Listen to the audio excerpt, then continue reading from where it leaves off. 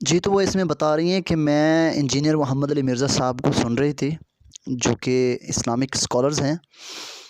وہ سورۃ النور کی کچھ آیات تلاوت فرما رہے تھے، اور اس میں وہ پردے سے متعلق جو آیات آتی ہیں سورۃ النور میں وہ ڈسکس کر رہے تھے، اس میں وہ بیان کر رہے تھے۔ تو ابھی یہ محترمہ کہتی ہیں کہ وہ آیات ہیں بالکل صاف اور واضح ہیں، احادیث کی طرح تو نہیں ہے کہ کوئی بات اس میں سکپ ہوگی، یعنی کہ جو بھی بات ہے وہ اتھینٹک ہے، ثابت ہے۔ جی بالکل ایسا ہی ہے محترمہ۔ اس کے بعد وہ کہتے ہیں کہ بھی دیکھیں اللہ تعالیٰ نے پردے کے احکام کس طرح سے نازل کیے ہیں، دیکھ لیں، یعنی کہ وہ کہتا ہے اللہ تعالیٰ کہ آپ پردہ کریں گے، اور انجینئر محمد علی مرزا اس کی تفسیر اس طرح بیان کر رہے ہوتے ہیں، اس طرح تشریح کر رہے ہوتے ہیں کہ بھئی جو عورت ہے وہ اپنے محرم رشتہ دار جو ہیں صرف ان کے سامنے اپنے ہاتھ، پاؤں اور چہرے کا جو ہے نا پردے کا اہتمام نہیں کر سکتی، اس کے سامنے ان کو جائز ہے۔ باقی جو غیر محرم ہیں ان کے سامنے وہ ان تمام چیزوں کا پردہ کرے گی۔ باقی جسم کا تو ویسے ہی پردہ ہے، لیکن ان چیزوں کا بھی، یعنی کہ چہرہ اور جو ہاتھ کی ہتھیلی ہے یہ، اور جو پاؤں ہیں یہ بھی جو ہے نا پردے میں ہوں گے غیر محرم مرد کے سامنے۔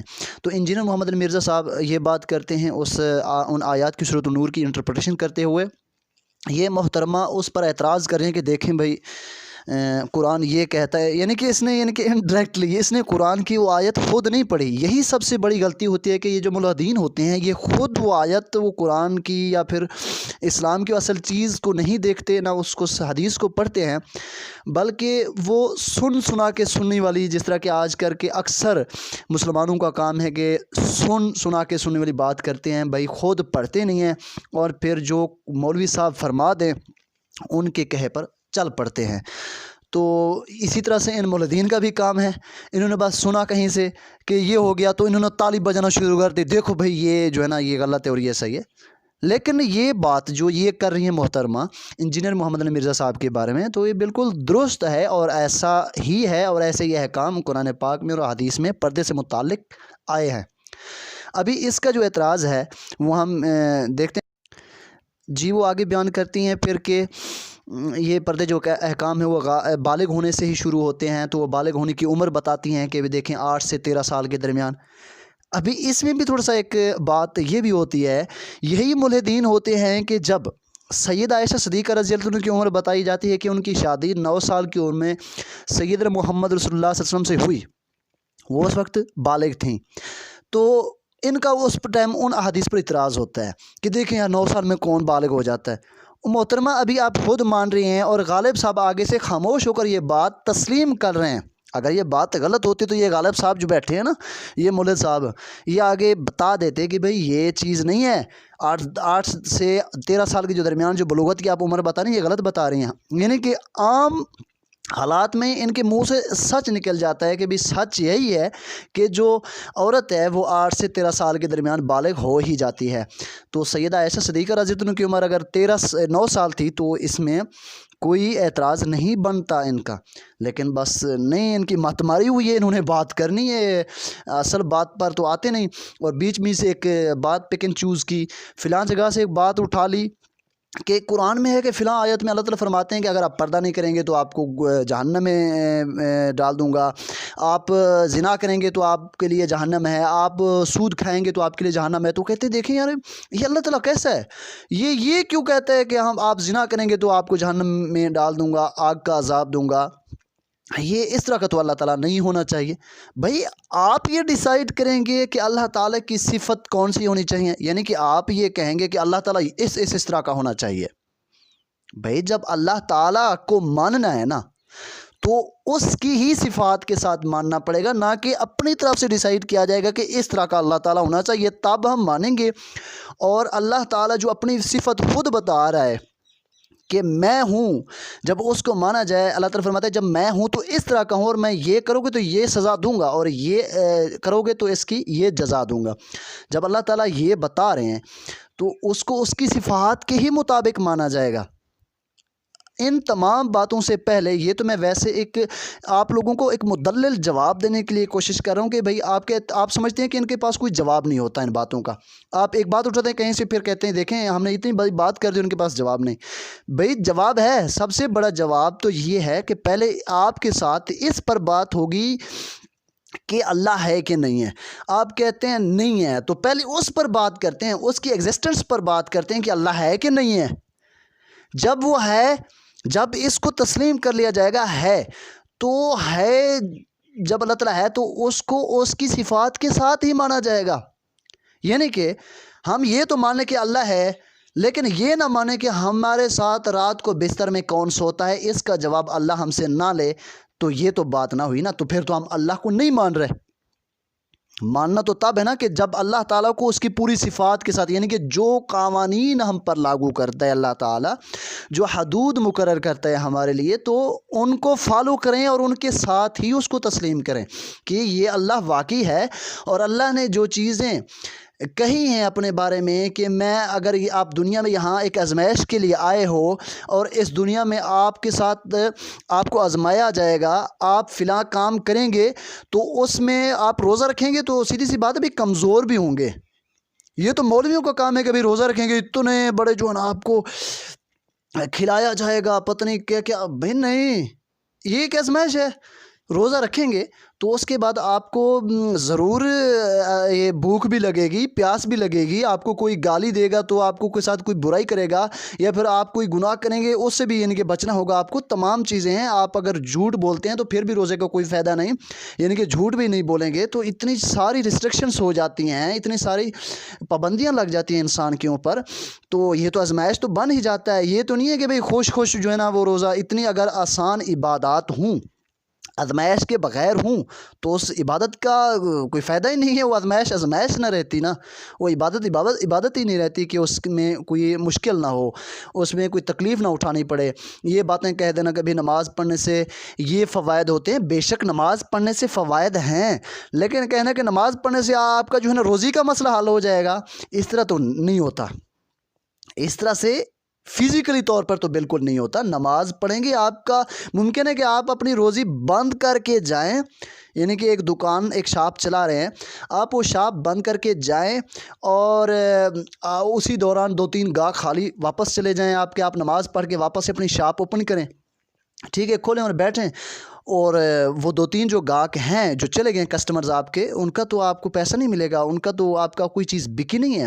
تو اس کا تو تھوڑا سا ایک نقصان ظاہری طور پر تو ہوا ہے، لیکن آخرت کا جو فائدہ ہوا ہے وہ تو ہے نا. اور اس سے بہتر یہ بھی ہو سکتا ہے نا کہ اللہ تعالیٰ اگر چاہے تو ان سے بہتر کسٹمرز آپ کو بھیج سکتا ہے اگلے دن یا پھر نماز کے علاوہ کے وقتوں پر. تو یہ باتیں ہو سکتی ہیں، لیکن یہ نہیں کہا جا سکتا بھائی نماز پڑھو تو فلاں ہو جائے گا. اس طرح تو نہیں ہوتا. باقی نماز پڑھنے سے باقی چیزیں جو احادیث سے اور قرآن سے ثابت ہوئی ہیں ان کا ضرور فائدہ ہوتا ہے. آپ نے محترمہ بات کی اس نے پردے کے بارے میں. ابھی پردے پر بات کرتے ہیں. اس نے کہا کہ قرآن کریم میں سورۃ نور میں آتا ہے فلاں فلاں سے پردہ کرنا چاہیے، اور اس کے بعد اللہ تعالیٰ کہتا ہے دیکھیں اللہ تعالیٰ کو کیا مسئلہ ہے کہ پاؤں زور سے مارا جائے زمین پر. یعنی کہ وہ کہہ رہے ہوتے ہیں، یعنی کہ اللہ تعالیٰ کو ٹیچ کریں. بھائی آپ اللہ تعالیٰ کو تو مانتے ہی نہیں. اللہ تعالیٰ تو ہے نہیں آپ کی نظر میں. جب ہے نہیں تو اس نے کدھر سے کہنا ہے. اچھا، آپ کہتے ہیں ہمارے بقول ہے، اور وہ یہ کہہ رہا ہے کہ اللہ تعالیٰ فرماتے ہیں کہ عورتیں زور سے پاؤں نہ ماریں. تو ہم تو مانتے ہیں، تو ہم تو اس کی صفات کے مطابق ہی مانیں گے نا. جب رب کو مانیں گے تو ہم یہ اس کی یعنی کہ صفات اس کے حدود کے ساتھ ہی اس کو مانیں گے. کہ ہم اس طرح مانتے ہیں کہ اللہ تعالیٰ ہم پر ریسٹرکشنس لگا سکتا ہے. آپ کہتے ہیں بھائی پاؤں مارنے سے کیا نہیں ہوتا؟ آواز نہیں ہوتی. بھائی کئی ایسی عورتیں ہیں جو ہائی ہیلز جو جوتیاں پہن کے چلتی ہیں، تو وہ جب چلتی ہیں فرش پر چلتی ہیں، آپ کہیں پر دیکھیں ماربل چل رہی ہوتی ہیں تو کتنی بڑی آواز آ رہی ہوتی ہے، اور لوگ اس کی طرف متوجہ ہو رہے ہوتے ہیں. اگر انہوں نے زیور پہنا ہو تو وہ چھنک رہا ہو تو اس کی بھی آواز پیدا ہوتی ہے، تو لوگ اس کی طرف متوجہ ہوتے ہیں، جس کی وجہ سے یہ تمام چیزیں یہاں یعنی کہ اللہ تعالیٰ نے عورت کی عزت کو بچانے کے لیے، عورت کو محفوظ کرنے کے لیے اتنے صاف احکام نہ. اب جو محترمہ اس میں کہہ رہی تھی کہ بھئی اس زور سے پاؤں مارنے سے اللہ کو کیا تکلیف ہوتی ہے. محترمہ اللہ کو کوئی تکلیف نہیں ہوتی. آپ اس سے زیادہ آپ اپنے کپڑے اتار کے جو ہے نا پورے پاکستان گھومتی نہ ہے، اللہ کو تو اس میں کوئی تکلیف نہیں، اس میں خود کو آپ کو تکلیف ہے، آپ نے تکلیف میں پڑ جانا ہے۔ آپ ایک دن کریں نا ایسا، آپ کہہ رہی ہیں کہ بھئی پاؤں مارنے سے اللہ کو کیا تکلیف ہوتی ہے، تو یہ جو پردے کے احکام ہے، آپ کپڑے کیوں پہنتے ہیں؟ آپ اتار دینا، ان کو کیوں پہن کے گھوم رہے ہیں؟ اتاریں اور نکلیں باہر پاکستان میں۔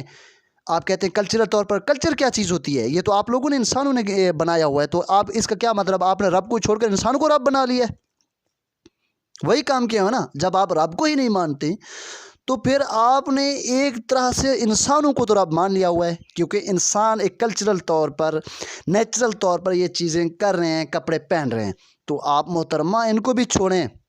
کسی نہ کسی طرح سے رب کو نہیں ماننا ہے، اور نہ ہی رب کو چھوڑ کر کسی اور کو رب بنا لینا ہے۔ آپ نے تو رب بنایا اپنی نفسانی خواہشات کو رب بنا لیا ہوا ہے ابھی۔ آپ اتاریں کپڑے اور نکلیں باہر، دیکھتے پھر کیا آپ کا تماشا ہوتا ہے، تو آپ کتنی جو ہے نا آپ کی رسپیکٹ ہوتی ہے، تو دیکھا جائے گا اس کے بعد۔ یا پھر آپ کہہ رہے ہیں کہ اللہ کو محترمہ کوئی تکلیف نہیں ہے اس میں، جو آپ کہہ رہی ہیں کہ اللہ کو تکلیف ہے اس میں، اللہ کو ذرا بھی تکلیف نہیں، آپ نے خود تکلیف میں پڑ جانا ہے۔ لہٰذا یہ جو آیات ہیں قرآن پاک کی، یہ تبھی ہم سب کو سمجھ آئیں گی جب ہم اللہ تعالیٰ کو ان کی تمام صفات کے ساتھ مانیں گے۔ یہ اللہ کی صفت ہے کیا کہ اللہ تعالیٰ نہیں چاہتا کہ ہماری عورتیں بغیر پردے کے انسانی جو وومنز ہیں وہ بغیر پردے کے باہر نکلیں، بغیر پردے کے غیر محرم مرد کے سامنے جائیں۔ اور آپ کے لیے تو کوئی مسئلہ نہیں ہے، آپ غیر محرم مرد کے سامنے جائیں یا محرم، آپ کے لیے تو محرم غیر محرم ایک ہی چیز ہے۔ کیوں؟ کیونکہ محرم اور غیر محرم نے اللہ تعالیٰ نے ہی مقرر کیے ہیں۔ آپ لوگوں کے لیے تو بہن بھائی بھی کچھ نہیں، آپ اپنے بھائی کے ساتھ سو جائیں تو اس میں بھی آپ کو کوئی مسئلہ نہیں، آپ پھر پردے کیا کپڑے نہ پہنے اپنے بھائی کے سامنے۔ وہ تو انجینئر صاحب یہ سمجھا رہے ہیں قرآن کے آیات سے کہ آپ اپنے باپ، بھائی، بھانجے، بھتیجے ان کے سامنے جو ہے اپنا چہرہ، ہاتھ اور پاؤں کا پردہ نہ کریں تو کوئی مسئلہ نہیں، اور نہیں بھی کر سکتی ہیں، لیکن باقیوں کے سامنے جو غیر محرم ہیں، یعنی کہ ان کے علاوہ جو رشتے ہیں جو قرآن پاک میں بتائے گئے ہیں، محرم کے علاوہ جو سب غیر محرم ہیں، ان کے سامنے آپ پردہ کریں گی۔ تو آپ یہ غیر محرم کا بھی فرق چھوڑیں، یہ تو تبھی لاگو ہوگا جب آپ اللہ کو مانیں گی، جب آپ قرآن کو مانیں گی، جب آپ کو علی بتایا جائے گا آپ کے لیے تو محرم، نہ باپ آپ کے لیے محرم ہے، نہ آپ کے بھائی محرم ہے، بقول کیونکہ آپ کے عقیدے کے، کیونکہ آپ کا یہ عقیدہ ہی نہیں ہے کہ رب بھی ہے، کوئی ہمارے اوپر کوئی قانون جاری کرنے والے بھی ہے، کوئی ہے جس نے ہمیں خلق کیا اور اس کے بعد اس نے یہ ریسٹرکشنز لگائی ہیں کہ آپ یہ کریں گے اس کے بدلے میں یہ آپ کو ملے گا، اور یہ کریں گے آپ کو یہ ملے گا۔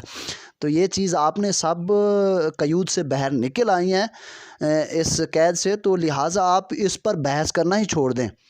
یہ وہی بات ہوئی، بھائی میں کسی چیز سے نفرت کرتا ہوں، فار ایگزامپل میں کسی بندے سے، کسی چیز سے، کسی جگہ سے، کسی کنٹری سے، کسی مادی چیز سے نفرت کرتا ہوں۔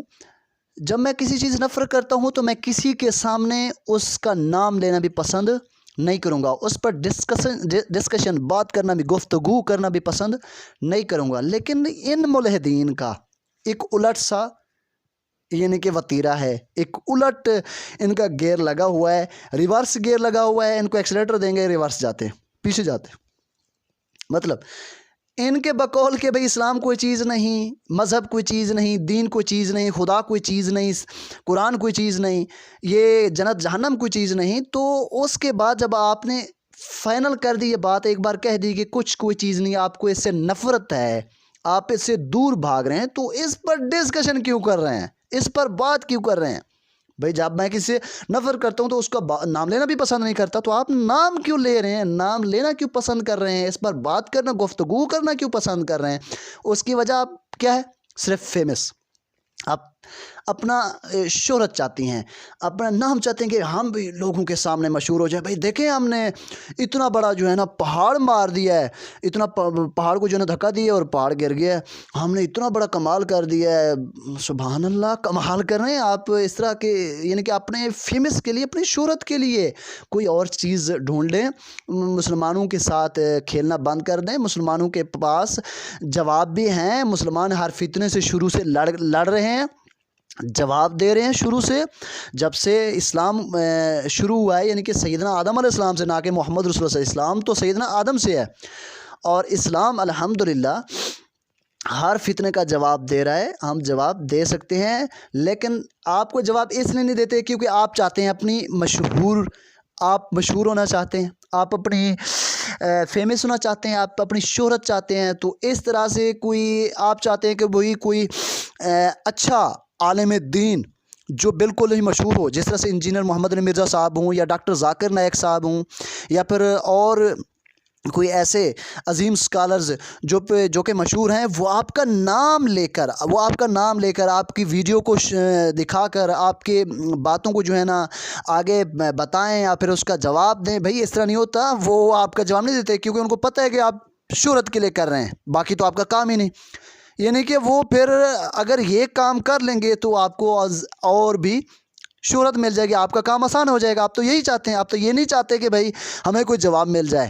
آپ کا تو یہ ہرگز ہی نہیں کام کہ آپ اپنی اصلاح کے لیے بیٹھے ہیں، آپ چاہتے ہیں کہ بھئی ہم غلطی پر لگے ہوئے ہیں تو کوئی ہماری غلطی کی اصلاح کرے، ہم یہ مسئلہ اٹھا رہے ہیں تو اس مسئلے کا کوئی جواب دے۔ آپ کا تو یہ مقصد ہے نہیں، آپ کا جو مقصد ہے وہ ہے اپنی شہرت حاصل کرنا، یعنی کہ ہمیں کسی طرح سے مشہور ہو جائیں، لوگوں میں فیمس ہو جائیں۔ یہ بھی ایک گندی بیماری ہوتی ہے، انسان کے اندر فطری طور پر ہوتی ہے، تو یہ آپ کے اندر ہے، آپ یہ چاہتے ہیں، اور انشاءاللہ یہ آپ کو کبھی نصیب نہیں ہوگی اس طرح سے۔ تو کم سے کم یعنی کہ آج کل مولوی نہیں رہ گئے ہیں اسلام میں، آج کل پڑھے لکھے لوگوں کے ہاتھ میں اسلام ہے الحمدللہ۔ آج کل جو باغ دور سنبھال رہے ہیں اسلام کے، وہ پڑھے لکھے نوجوان لوگ سنبھال رہے ہیں، وہ سمجھتے ہیں کہ آپ جیسے لوگوں کو جواب دینا ضروری نہیں، اور میں ضرور جواب دوں کیونکہ میں بھی اتنا بڑا چیز نہیں ہوں کہ مجھے کوئی لاکھوں لوگ سنتے ہیں اور پھر میں آپ کو جواب نہ دوں۔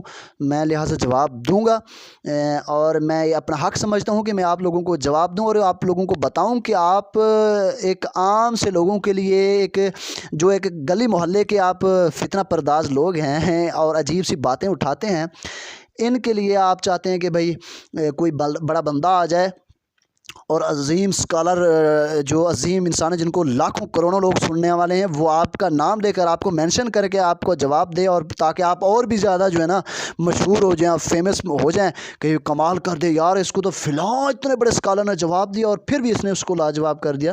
تو اس طرح سے تو یہ خواہشات پوری نہیں ہوں گی آپ لوگوں کی انشاءاللہ۔ آپ کے جھوٹ جو ہے نا انشاءاللہ میں خود واضح کرتا رہوں گا لوگوں کے سامنے۔ جی السلام علیکم ورحمۃ اللہ وبرکاتہ۔